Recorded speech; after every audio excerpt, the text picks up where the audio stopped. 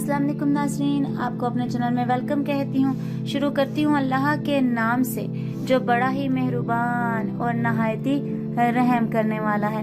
अस्सलातु वस्सलामु अलैका या रसूल अल्लाह व अला आलिका व सहाबिका या हबीब अल्लाह। नाज़रीन, आज की इस वीडियो में मैं आपको आयत नंबर 284 का तर्जुमा और उसकी तफसीर बयान करूंगी। वीडियो का आगाज करते हैं।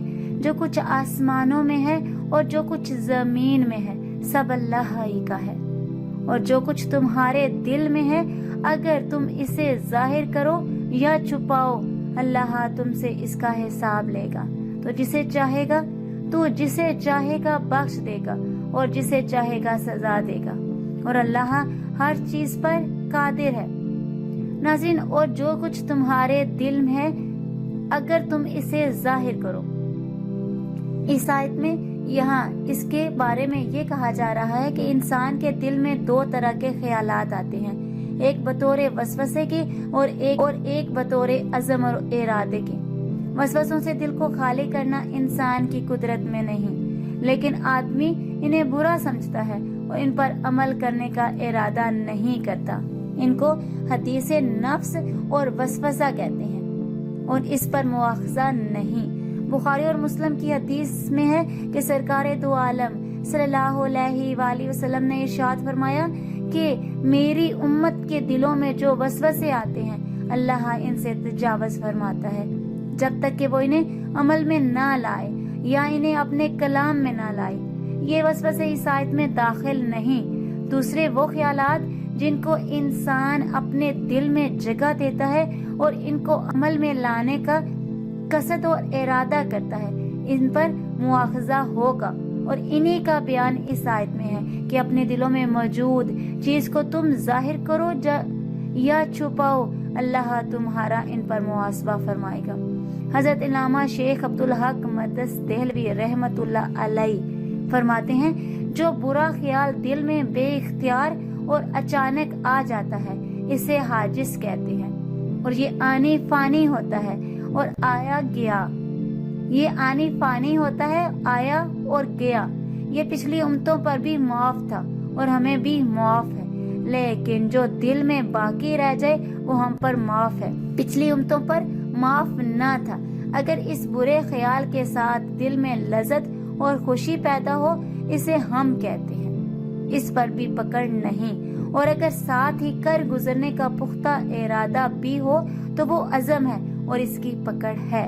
नाज़रीन, कुफर और गुनाह के अज़म का शरई हुक्म याद रहे कि कुफर का अज़म करना कुफर है। लिहाजा अगर किसी ने 100 साल बाद भी कुफर करने का इरादा किया वो इरादा करते ही काफिर हो जाएगा। और गुनाह में हुक्म ये है कि गुनाह का अज़म करके अगर आदमी इस पर साबित रहे और इसका कसद और इरादा रखे, लेकिन इस गुनाह को अमल में लाने के असबाब इसको मुयसर ना आ सके और मजबूरन वो इसको ना कर सके, तो अक्सर उल्मा के नजदीक इसे मुआखजा किया जाएगा।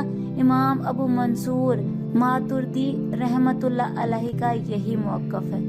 इसकी एक दलील ये आयत है जो कि सूरह नूर की आयत नंबर 19 है, जिसका तर्जुमा मैं आपको बयान कर रही हूँ नाज़रीन, कि बेशक जो लोग चाहते हैं कि मुसलमानों में बेहयाई की बात फैले इनके लिए दुनिया और आखिरत में दर्दनाक अजाब है। नीज इसकी दलील वो हदीस है जिसमें फरमाया गया कि बंदा जिस गुनाह का कसद करता है अगर वो अमल में ना लाए जब भी इस पर उकाब किया जाता है। हाँ, अगर बंदे ने किसी गुनाह का इरादा किया फिर इस पर नादिम हुआ और इस्तग़फ़ार किया तो अल्लाह इसको माफ फरमाएगा। याद रखिएगा कि इंसान के दिल में शैतान वसवसे डालता है और बाज़ औक़ात ये वसवसे इतने खतरनाक होते हैं कि इंसान के लिए अपना दीन और ईमान बचाना मुश्किल हो जाता है। जैसे शैतान कभी अल्लाह के बारे में, कभी तकदीर के बारे में, कभी ईमानियात के बारे में, कभी इबादात के बारे में, कभी तहारत और पाकीज़गी के मामलात के बारे में और कभी तलाक के बारे में वसवसे डालता रहता है। हजरत याह्या बिन मुआज़ राज़ी रहमतुल्लाह अलैहि फरमाते हैं, शैतान फारिग है और तुम मशगूल और मसरूफ हो। शैतान तुम्हें देखता है मगर तुम इसे नहीं देख सकते। तुम शैतान को भूले बैठे हो मगर वो तुम्हें बुराई में मुब्तला करने से नहीं भूला। तुम्हारा नफ्स खुद तुम्हारा दुश्मन और मुखालिफ है और शैतान का मददगार है। इसलिए शैतान और इसके हामियों से जंग करना, इन्हें मगलूब करना बहुत जरूरी है, वरना इसके फितने और फसाद और इसकी हलाकत और बर्बादी से बचना बहुत मुश्किल है। आज की इस वीडियो में इतना ही। अगर आपको मेरी वीडियो अच्छी लगी हो तो लाइक और शेयर कीजिएगा, और अगर मेरे चैनल पर नए हैं तो सब्सक्राइब कर लें, साथ वाले बेल के आइकन को क्लिक कर लीजिएगा ताकि मेरी हर नई आने वाली वीडियो की अपडेट आप तक पहुंचती रहे। मुझे अपनी दुआओं में याद रखिएगा। मिलते हैं अगली वीडियो में, तब तक के लिए अल्लाह हाफिज।